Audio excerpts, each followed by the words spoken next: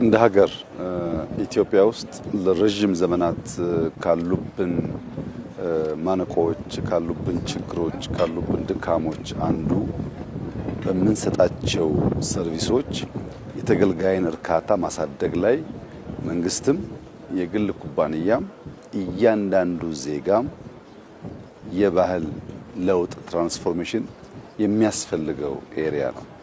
አንድ ሰው ከፍሎ ታክሲ ለመገልገል ወይም ከፍሎ ማኪያቶ ለመጠጣት ወይም ከፍሎ መታወቂያ ለማውጣት በመንግስትም ይሁን በግል የሚሰጠው አገልግሎት በቂ አይደለም።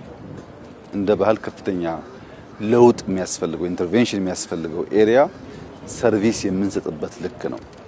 ይህንን ለማስተካከል ኢትዮጵያ ውስጥ ላለፉት 10 ዓመታት መንግስታት በተለይ ሲቪል ሰርቪስ ሪፎርም ማድረግ አለብን ብለው ሲናገሩ፣ ሲያሰለጥኑ፣ ሲሞካክሩ ነበር።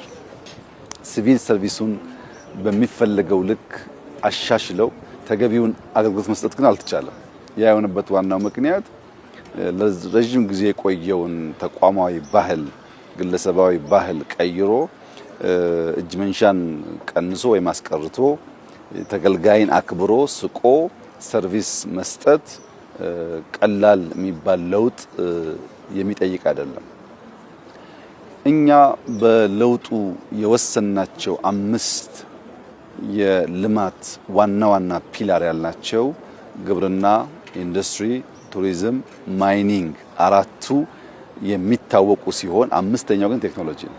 ቴክኖሎጂ የማይኒንግን ፕሮዳክቲቪቲ ለማሳደግ፣ የግብርናን ፕሮዳክቲቪቲ ለማሳደግ፣ የኢንዱስትሪን ፕሮዳክቲቪቲ ለማሳደግ እንዲሁም ቱሪዝም ላይ ያለውን ኮኔክቲቪቲ፣ ሰርቪስ፣ ቨርቹዋል አክሰስ ለማሳደግ ሁሉን የልማት ሴክተሮች የሚያሳልጥልን አንዱ ዋናው ፒላር ቴክኖሎጂ ነው ብለን ነበር። በእያንዳንዱ ዘርፍ ውጤት አግኝተንበታል። ቴሌኮም ላይ፣ ፋይናንሻል ሴክተር ላይ እንደሚታወቀው። ወደ ሰርቪስ ሲመጣ ግን በጣም በቅርብ ጊዜ ነው ኢትዮጵያ ውስጥ በአንድ ሴንተር ብዙ ሰርቪሶች መስጠት የጀመርነው። ቢበዛ አመት ገደማ ይመስለኛል ከጀመርን ስራውን።